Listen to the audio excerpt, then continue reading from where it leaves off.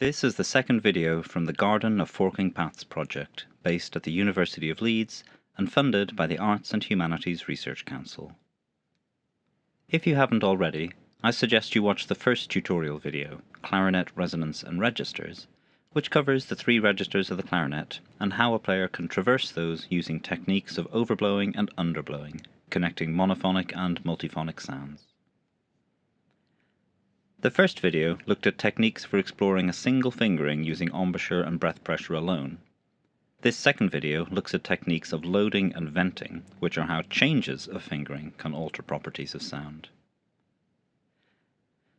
To start with, it's useful to briefly cover some of the basic physics of the instrument, since the key ideas in this video are based on this.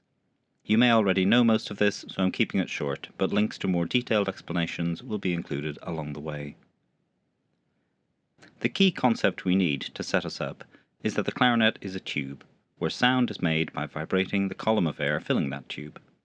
The pitch of that sound is related to the length of the column, and the chalumeau register of the clarinet, that is the lowest register, is a sequence of fundamental pitches that correspond to a specific tube lengths defined by the position of the tone holes, some of which are covered by keys and some just by fingers. As an example, when I play E3, the lowest note in the clarinet, the air column is the full length of the tube and the sound emerges here at the end. Here's a diagram showing the different holes of the clarinet where the different pitches emerge. If I go up a semitone to F3, the tube stops here, and some of the sound emerges from here, but not all of it. And as I play up the scale, the tube gets shorter as the pitch gets higher. If I go all the way up to what are called the throat notes, the highest open holes on the tube, see that the tube is now quite short, and sounds quite thin because it lacks the resonance from the rest of the clarinet body. We'll come back to that later.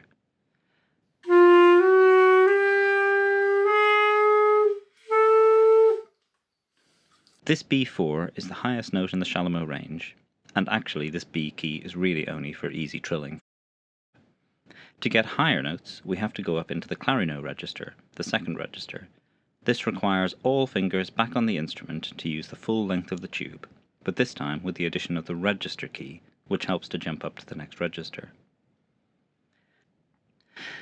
With all fingers down, it's the same fingering as E3, but the addition of the register key takes us up a 12th to B4, also called long B4, because it's the full tube.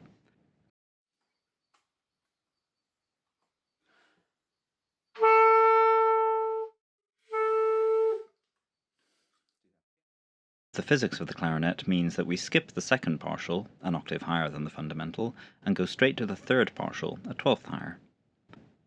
As you may have heard before, the cylindrical tube of the clarinet means that the fundamental only generates odd-numbered partials of the harmonic series.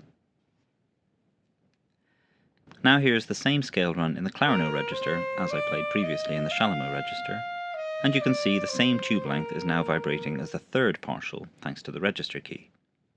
From the first tutorial video, you know that we can also blow up to the altissimo register, which would mean overblowing to the fifth partial, but I won't show that here because the fingerings don't follow such a predictable pattern. We'll return to altissimo later in the video. Now that I've shown how the pitch is determined by the tube length, and the length is determined by which holes are used, what happens when we leave holes open in the middle of a fingering? First, we'll look at the technique of loading a note. While these techniques are commonly used by clarinetists to alter intonation and timbre, especially in throat notes, I'm borrowing the term loading from saxophonist Tom Bergeron's thesis on the scalar method for saxophone multiphonics, where he uses this technique to create easily fingered scales of multiphonics. The basic principle of loading is simple. By closing holes further downstream from the note, we flatten its pitch, loading it like a weight that makes it heavier. Take C4. See how covering the next hole down simply extends the tube to B flat, but skipping that hole creates a fork fingering, which loads the C and lowers the pitch a whole semitone, giving us the standard forked fingering for B natural. We can extend this further by loading with more downstream closed holes.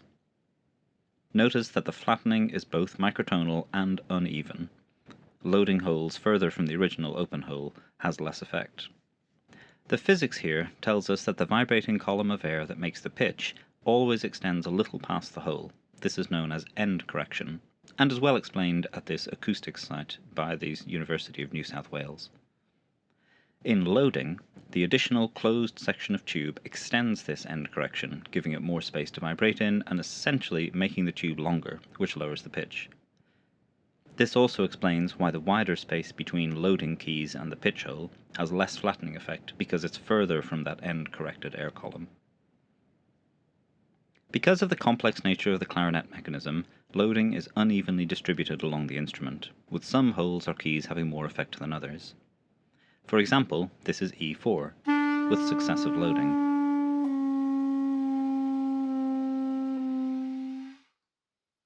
See how the ring mechanism on the right hand means that closing any hole here closes this top hole. And if this is already closed, then closing additional right hand holes has much less effect. Loading in the clarinet register is the same in principle.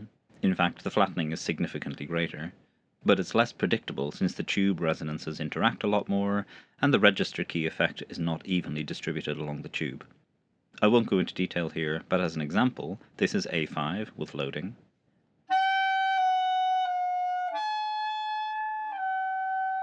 Note how the pitch leaps up at a certain point. This is because the resonances are more close together, so as the loading drags the third partial resonance down, the fifth partial above may be close enough to attract the pitch upwards instead, depending on where you are on the tube. That is, if it's near a nodal point for a different resonance, and the higher the harmonic, of course, the more nodal points there are along the instrument. This essentially also means that the hole can act as an additional register key, which leads us into venting. Back to Bergeron, where loading is changing pitch in a horizontal way, that is, small changes in pitch. Venting involves leaps of pitch vertically into other registers. Venting and its relationship to loading can appear complex, so I'll try to simplify. Venting involves opening holes upstream, and a little more complex than loading since it both raises the shallow pitch and it can act as a register key to access higher partials, assuming the required embouchure and breath pressure are engaged also. Here's an example. C4 vented by opening individually the E hole, the thumb key, the side A key, and the B-flat trill key. As the vent holes get higher, you hear that venting raises the shallow pitch, usually by slightly flat intervals that get flatter the further the vent is from the pitch hole. To show this on a larger scale, here's low E3 vented quite far up the instrument.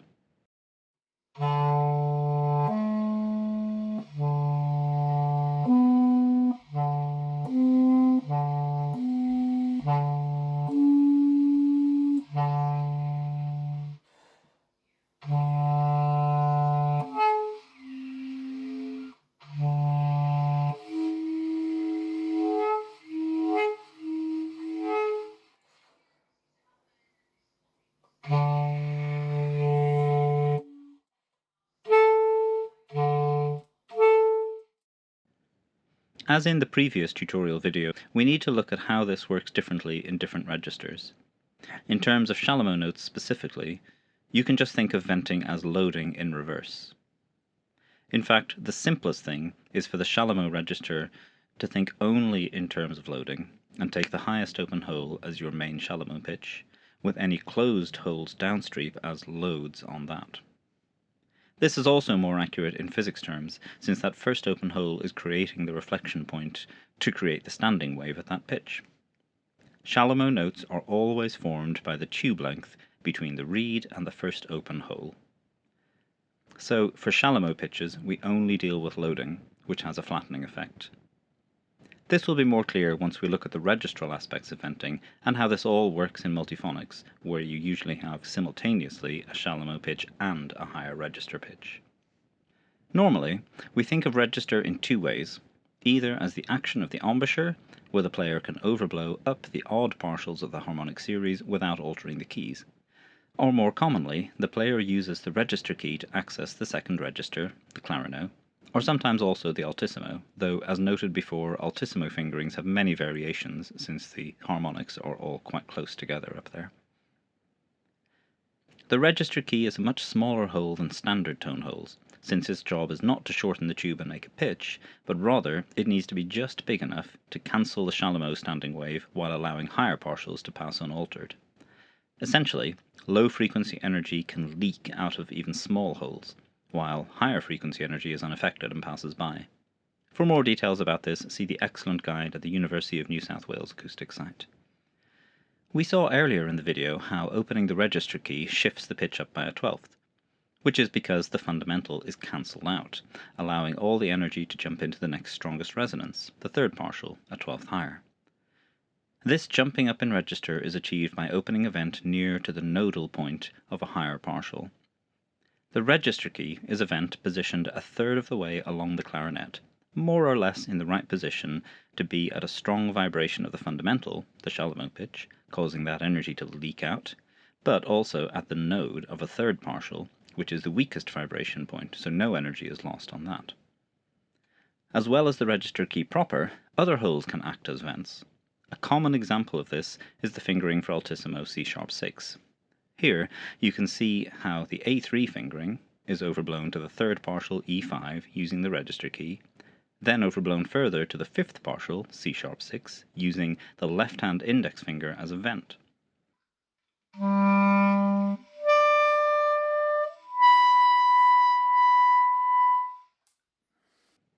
And the resulting fingering is the standard C# fingering, although there are others.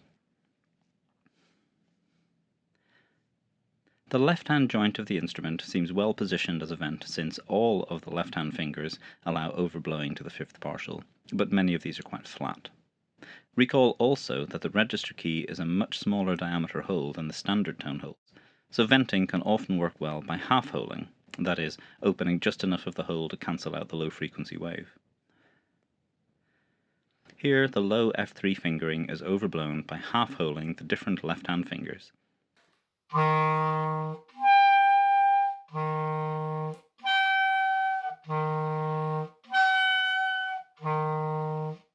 And here, the same F3 is overblown by half-holing on the right hand, though here there seems to be a preference for even higher partials than the fifth, and also less predictability.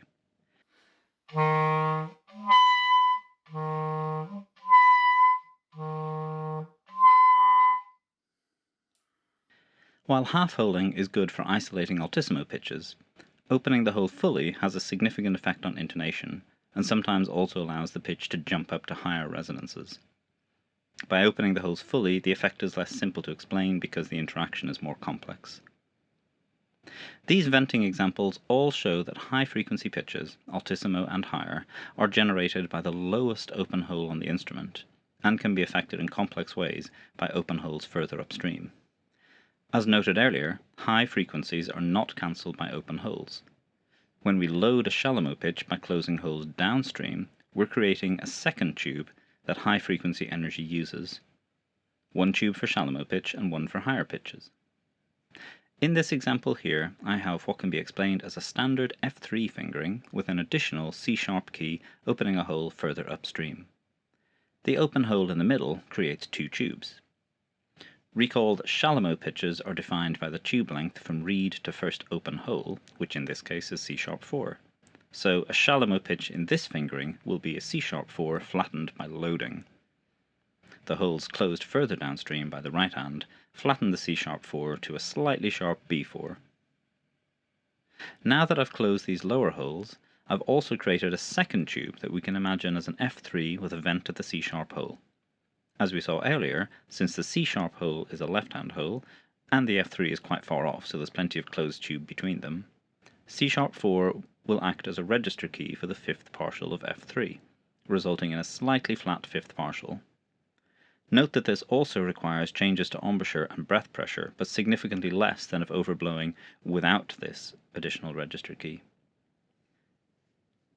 This single fingering is two tubes simultaneously, one that produces a shallow pitch and one a near altissimo pitch.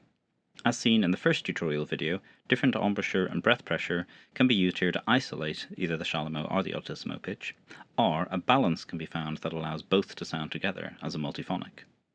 The next video will look more at multiphonics and how loading and venting can be thought of as tools to analyze and deconstruct multiphonic fingerings.